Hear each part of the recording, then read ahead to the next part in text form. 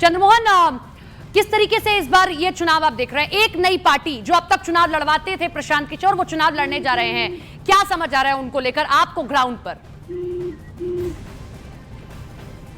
बिल्कुल, देखिए पिछले 3 सालों से लगातार प्रशांत किशोर बिहार के गांव-गांव, शहर-शहर घूम रहे हैं और अपने बातों को लोगों तक पहुंचाने की कोशिश कर रहे हैं। जो मुद्दे उनके हैं उसको लेकर कहीं ना कहीं उनके साथ लोग जुड़ते हुए भी नजर आ रहे हैं, क्योंकि जो प्रशांत किशोर मुद्दा लेकर पहुंच रहे हैं, बार बार ये कहते हैं कि आपके स्कूल अच्छे होने चाहिए, बच्चे आपके सरकारी स्कूल में क्यों नहीं पढ़ते हैं, सही दवाई क्यों नहीं मिलती है, सभी सही लोगों को कमाई क्यों नहीं होता है, पलायन का एक मुद्दा है जिसको लेकर प्रशांत किशोर लगातार लोगों के बीच में जा रहे हैं। इसमें कितना इस चुनाव में सफल होंगे ये कहना मुश्किल है, लेकिन इतना जरूर है कि महागठबंधन और एनडीए के बीच में एक तीसरा भी ऐसी पार्टी है, जनसुराज, जिसके लोग बातों को सुनने के लिए तैयार हैं। और प्रशांत किशोर जहां भी जा रहे हैं, आपने देखा होगा कि रैलियों में भी भीड़ हो रही है, युवा जो है उनके साथ लगातार कनेक्ट हो रहे हैं, तो अफेक्ट तो कर सकते हैं। कन्हैया जी हमारे साथ वरिष्ठ पत्रकार जुड़े हुए हैं, चंद्रमोहन उनका भी रुख कर लेते हैं।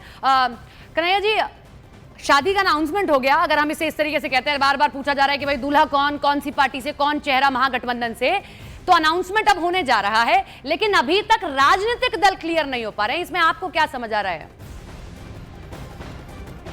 मुझे लगता है कि सब क्लियर ही हो गए हैं, केवल अनाउंसमेंट करना है। अच्छा, कुछ जो सहयोगी पार्टियां हैं थोड़ी नाराज हैं, सीट ज्यादा चाहती हैं, तो वो लोग भी दोनों तरफ, महागठबंधन की बात हो या एनडीए की बात हो, मुझे लगता है कि जो सिटिंग एमएलए हैं जिनके, राजद के हों, कांग्रेस के हों, भाजपा के हों या जेडीयू के हों, तो कांग्रेस ने तो सारे सिटिंग एमएलए जो 17 अभी हैं उनको गो अहेड कर दिया है। बाकी भी लगभग 55 सीटों पर आ रहा है, बात आ रही है कि 55 सीटों पर वो लड़ेंगे। राजद 130 सीट पर लड़ेगी, 35 पर वाम दल लड़ेंगे और बाकी जो बचा उस पर तो हम ही लड़ेंगे। और बाद राजद जो है अपने कोटे से पारस जी को, जो उनका आरएलएसपी राष्ट्रीय राजपूत को देगी, और जेएमएम को भी 2-4 सीटें दे सकती हैं, और एक नई पार्टी बनाए हैं आईपी गुप्ता, उनको कांग्रेस अपना दे देगी। क्योंकि यूपी और बिहार में चेहरे बड़े मायने रखते हैं। अगर समाजवादी पार्टी का चेहरा अखिलेश यादव है तो आप भीड़ देखिए, कोई और नेता आएगा तो शायद भीड़ उतनी ना हो। ऐसा ही बिहार में होता है। अगर आपने चुनाव में अब तक चेहरा घोषित नहीं किया तो थोड़ी दिक्कत होती है सर, जो मुझे समझ आता है। नहीं, भाजपा ने कहा दिया था राजस्थान में कोई चेहरा, भाजपा ने कहा दिया था मध्य प्रदेश में कोई चेहरा, छत्तीसगढ़ में कोई चेहरा, या उड़ीसा में कोई चेहरा, सब ऐसी बात नहीं है। क्योंकि देखिए ये लड़ाई, इस बार की लड़ाई बराबर बराबर की लड़ाई है, और प्रशांत किशोर जो फील्ड में आ गए हैं, जो साफ कहते हैं कि हम तो दो धारी तलवार हैं, दोनों का वोट काटेंगे, इनका भी काटेंगे, उनका भी काटेंगे। अब किसका कितना काट देते हैं ये देखना है। पिछली बार के चुनाव में 37% दोनों को मिला था, 12,000 वोट का फर्क था। लड़ाई उसी तरह है। मुद्दा जो है आप देख रही हैं, मुद्दा वही इस बार है, भ्रष्टाचार का मुद्दा जोर शोर से है, बेरोजगारी का है और पलायन का है, जिसको प्रशांत किशोर ने स्थापित किया है। इस मुद्दे को प्रशांत किशोर लाए हैं, पलायन का मुद्दा, पहले पलायन मुद्दा नहीं होता था। ये बात आप बिल्कुल ठीक कह रहे हैं कि इस बार इन मुद्दों को लेकर आ रहे हैं प्रशांत किशोर। अरुण का रुख अब मैं इसी बात पर करूंगी।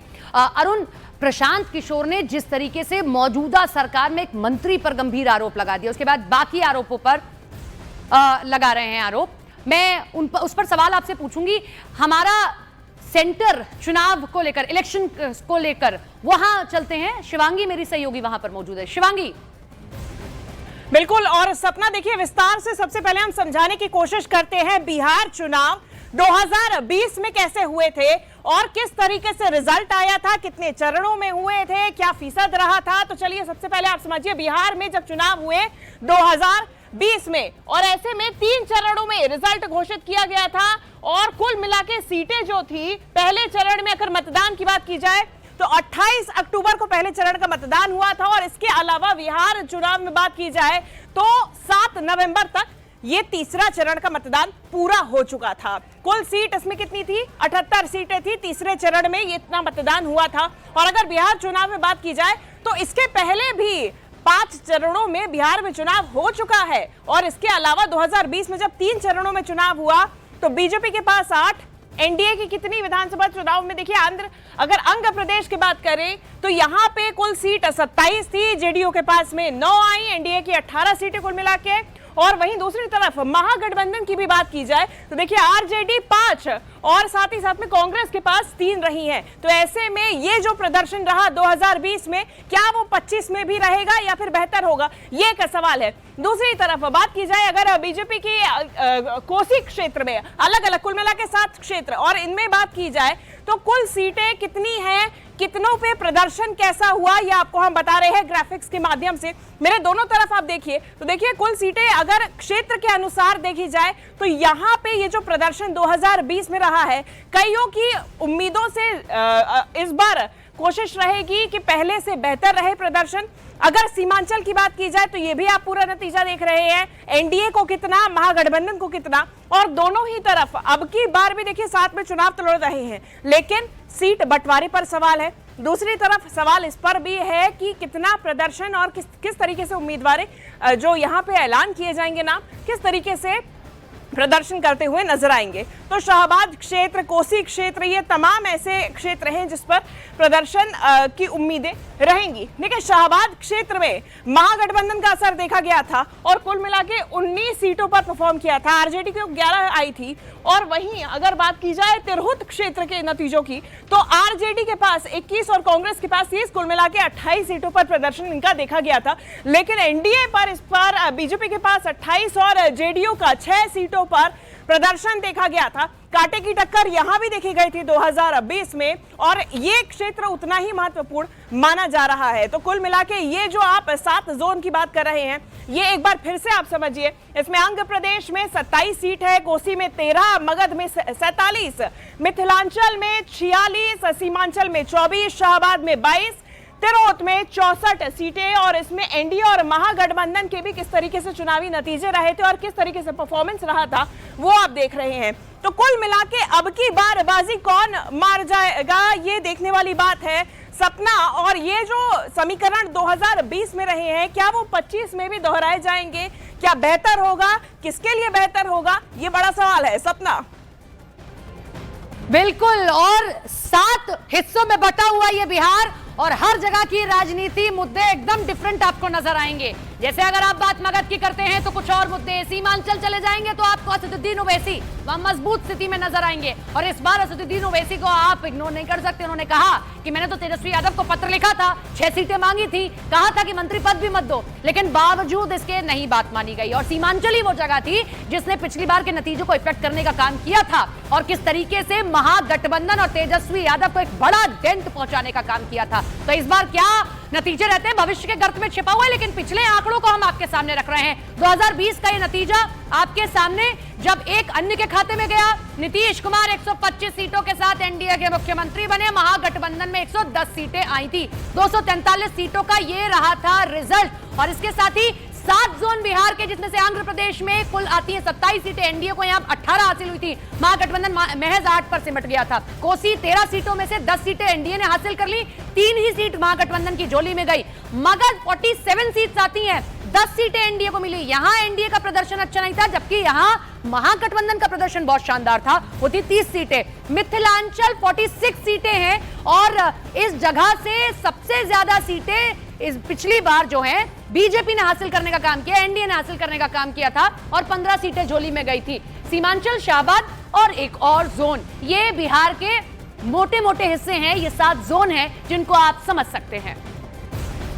तो 7 जोन जीतेगा कौन, बड़ा सवाल। पिछले चुनाव के क्या हैं आंकड़े, वो हमने आपके सामने रखे। एक नया चेहरा इस बार चुनावों में, प्रशांत किशोर, जो अब तक चुनाव लड़वाने का काम करते थे, लेकिन इस बार चुनावी मैदान में खुद ही जोर आजमाइश कर रहे हैं और कईयों पर गंभीर आरोप लगाए हैं। सत्ता में जो मंत्री हैं उन पर भी गंभीर आरोप लगा रहे हैं। तेजस्वी यादव को लेकर लगातार कहते ही हैं कि वो तो जंगल राज के मुख्यमंत्री रहे हैं।